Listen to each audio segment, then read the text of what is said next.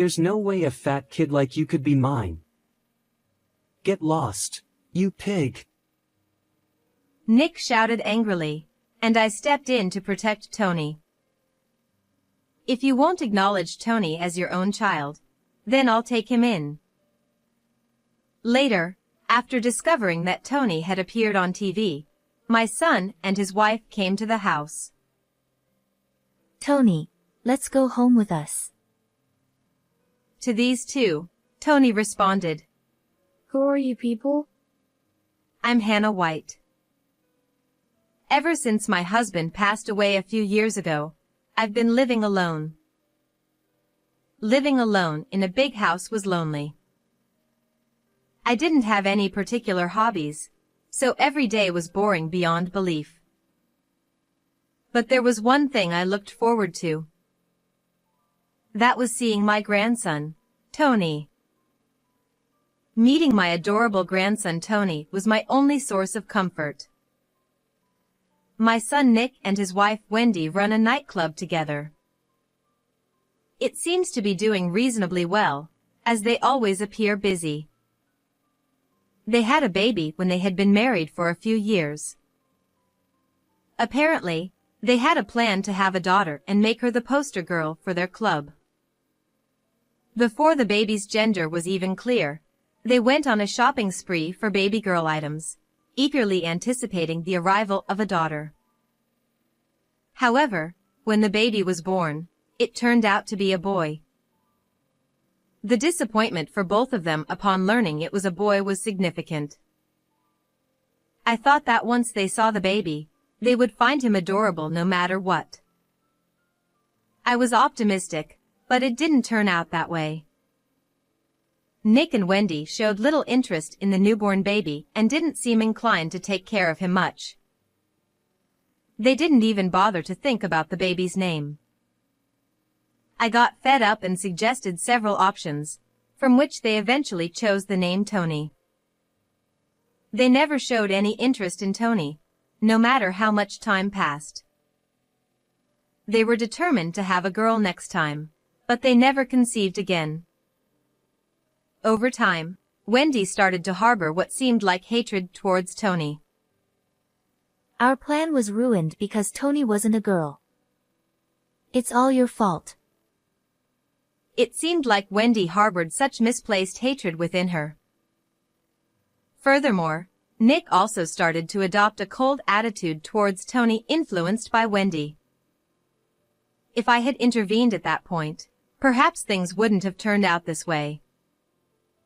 Eventually, Wendy stopped cooking meals for Tony.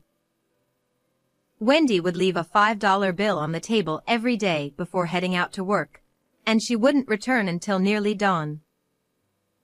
Tony would spend the long evenings and nights alone. It must have been incredibly lonely for a young child to wait for their parents to come home all by themselves. Tony would use the money Wendy left to buy food from the convenience store every day. Tony, still very young, didn't consider nutritional balance and would often buy snacks like cake or potato chips from the convenience store. Additionally, there were times when he would eat discarded sandwiches. A child going to the convenience store alone every day inevitably stood out. The part-time worker at the convenience store felt sorry for Tony and secretly gave him some food. Thanks to this kindness, even on days when Wendy didn't leave any money, Tony never had to go without a meal. By the time Tony was in the 3rd grade, his weight had exceeded 70 kilograms. This was the result of his unhealthy diet consisting of cake, pizza, and snacks every day. Nick and Wendy were not happy about it. Since Tony gained weight, they started to hurl harsh words at him. You've gotten so fat. Cut it out already. There's no way a fat kid like you could be mine. Get out of here, you're just a nuisance. When I learned about these words being said, it felt like my heart was being torn apart. I couldn't imagine how Tony must have felt hearing such words from his own father. I worried about Tony, so I sometimes visited his house to check on him. I had a faint sense that Nick and Wendy harbored resentment towards Tony from their tone of voice. I visited them occasionally, partly to make sure that nothing terrible was happening to Tony. Unfortunately, one day, my fears turned out to be true. There's no way a fat kid like you could be mine. Get lost, you pig. As I opened the front door, I heard Nick's shouting. I hurried towards the direction of the sound and saw Tony lying on the floor. Judging from him holding his cheek, Nick probably had hit him. "Nick, what are you doing?" I rushed to Tony's side and pulled him away from Nick to protect him. Looking at Tony, he stared at me with a vacant expression. It seemed like he had resigned himself to something, and I regretted causing such an expression on his still young face. Nick hadn't noticed my presence. His eyes were wide open as if they were about to pop out of his head. "Do you even realize what you're saying? Tony is undoubtedly your child," I shouted at Nick. Even though Tony was my own child, I couldn't comprehend Nick's thinking at all. It was unbelievable to subject Tony, who was innocent, to such treatment just because he wasn't the desired girl. "If you won't acknowledge Tony as your own child, then I'll take him in." My sudden words left both Tony and Nick bewildered.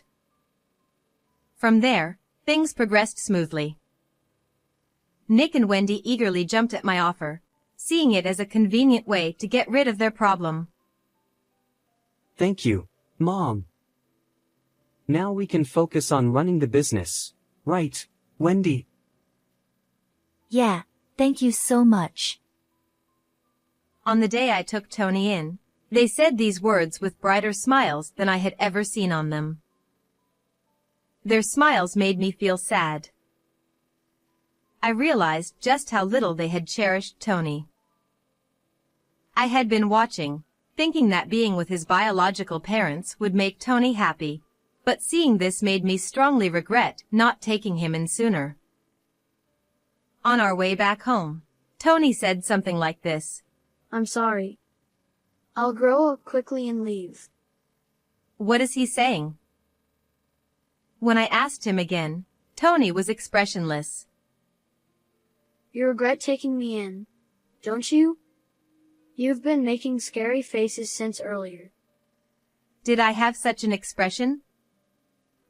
Tony looked down sadly. It's not that. I regret not doing this sooner. If only I had let go of the idea that being with my biological parents would make me happy sooner. That's right. I don't regret taking Tony in. What I regret is not separating him from those two sooner. "Am I bothering you?" Tony looked at me with anxious eyes. I hugged Tony tightly. Of course not. I'm confident that I love you more than those two ever did. Tony seemed unsure of what to do. After standing frozen like a stone for a while, he muttered softly. "This is the first time I've hugged." Tears overflowed from my eyes.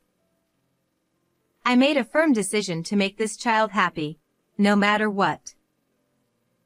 From that day on, Tony became remarkably more energetic.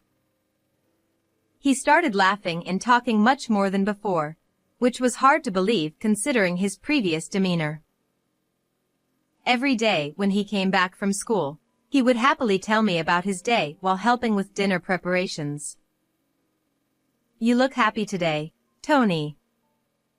Did something good happen?" "You know what? Something funny happened today. While we were singing in music class, a sparrow flew into the music room. And then the teacher made a big fuss. I wondered why, and it turns out the teacher is scared of birds. She was about to cry." Tony chuckled, perhaps remembering the scene from earlier. Tony's presence was so adorable and endearing that I couldn't help but feel overwhelmed with love. Perhaps because Nick had started eating healthier meals since coming to my place, Tony's body shape had become more standard. While still retaining the typical cuteness of a child, his jaw became sharper, making him look quite handsome.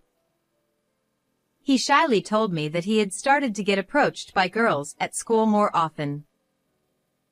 Tony was happy every day, and I felt relieved to see him like that.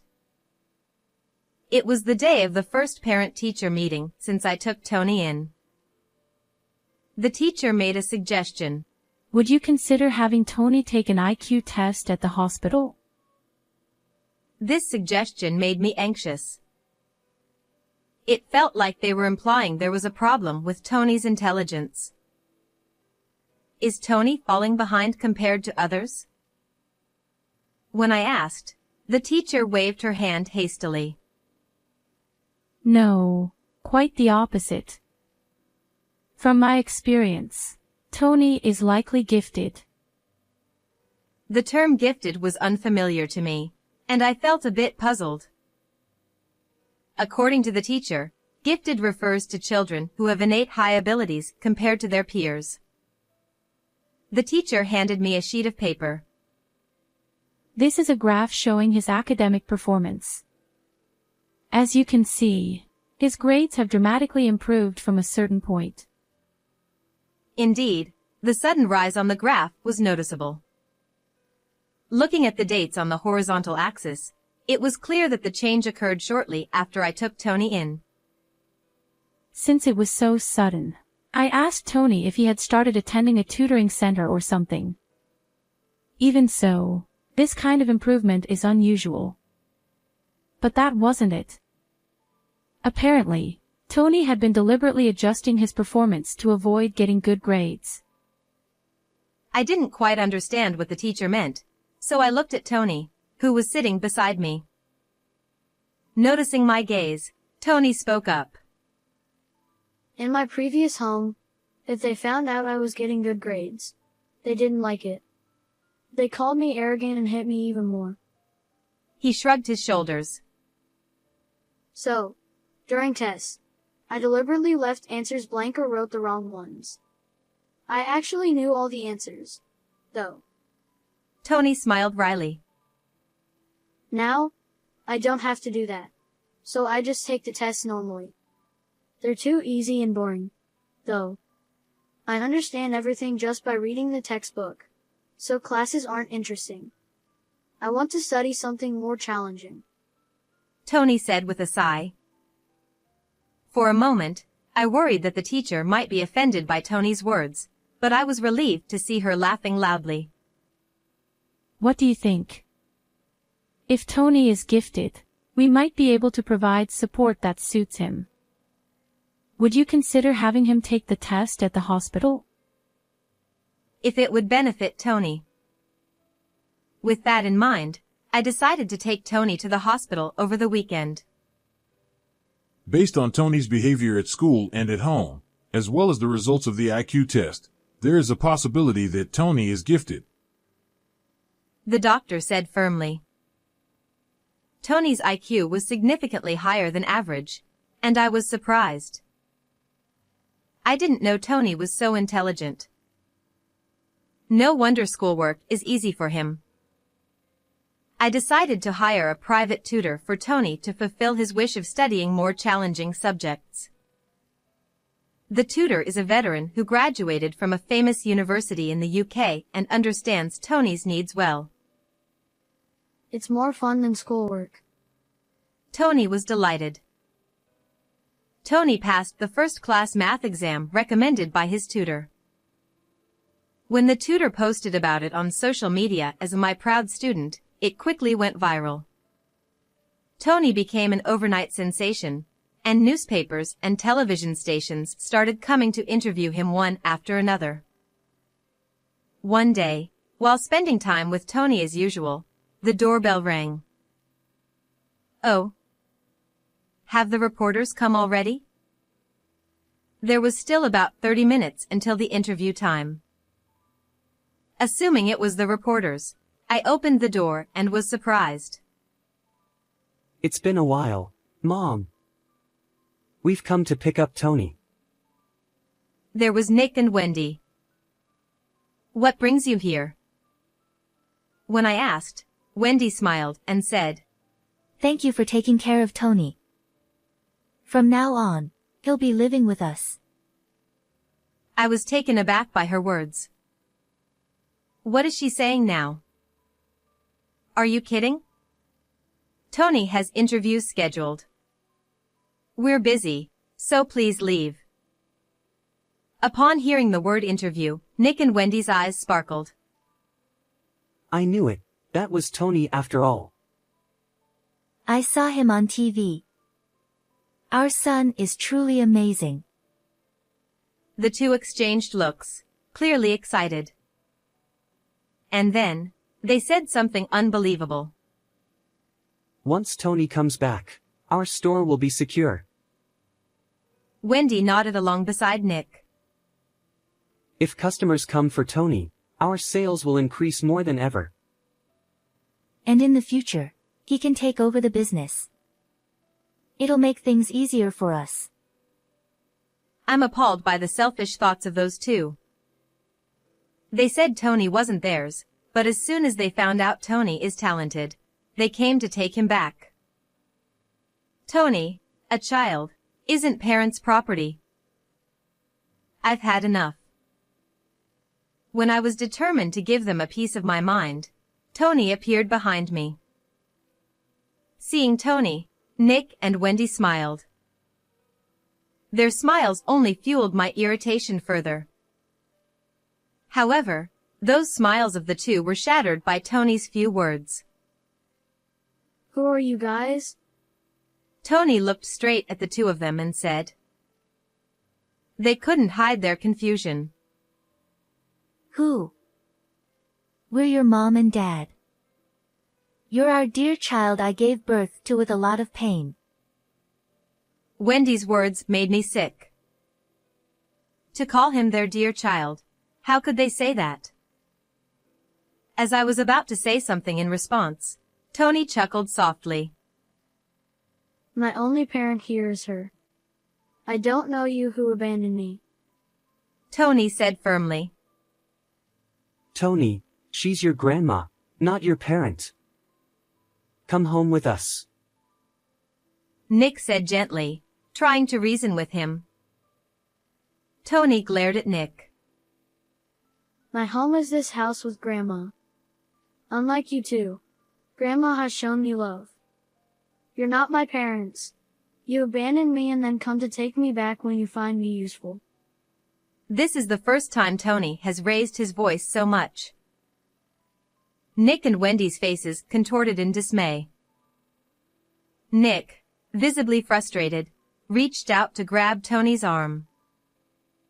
Just as I moved to intervene, a voice called out from behind Nick. Is what he just said true? That you abandoned him?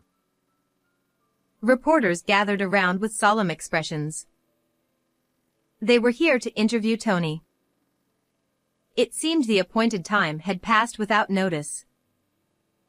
The reporters surrounded Nick and Wendy. Then they aimed their cameras at the two and fired a barrage of questions. Caught off guard, Nick and Wendy were left flustered. Days later, this interview aired on TV. The sad past of a genius boy, investigating the parents who abandoned him. The title was sensational and it had a tremendous impact. The two faced a backlash on social media and received numerous critical phone calls to their shop. It's unthinkable to abandon a child just because it's not a girl. Don't try to manipulate a child for your own convenience. In addition to these phone calls, apparently many people gathered to catch a glimpse of the faces of such terrible parents. Naturally, the situation made it almost impossible to operate the store normally. Desperate, Wendy sought help from her parents, only to receive a cold response. You reap what you sow. Deal with it yourself. We won't help someone who abandons their own child. Nick and Wendy were scorned and abandoned by everyone. They're making fuss about why they were facing such consequences, but it was clearly the result of their own actions. It would be good if this could be a turning point for them to repent. But from what I can see, it's unlikely. After that incident, Tony and I immediately moved away. I want to cut ties with those two. I can't stand going through something like that again. I respected Tony's wishes, and we moved far away to ensure that those two would never come near Tony again. It would have been ideal to take legal action, but even though we had adopted him, severing ties with biological parents is difficult. At Tony's new school, he made good friends. One of them seemed to understand Tony well. At home, Tony would bring his friend over to show him his self-made programming projects, enthusiastically explaining his intricate details. While Tony's technical obsessions are too difficult for me to grasp, his friend seemed to understand, nodding along and listening attentively as Tony talked. Sometimes, the two would engage in deep discussions about programming together. Watching Tony always looking so happy, I truly felt moving here was the right decision. Thanks to meeting such a good friend, Tony can live each day happily and freely. I want us to continue living together, getting along well and helping each other.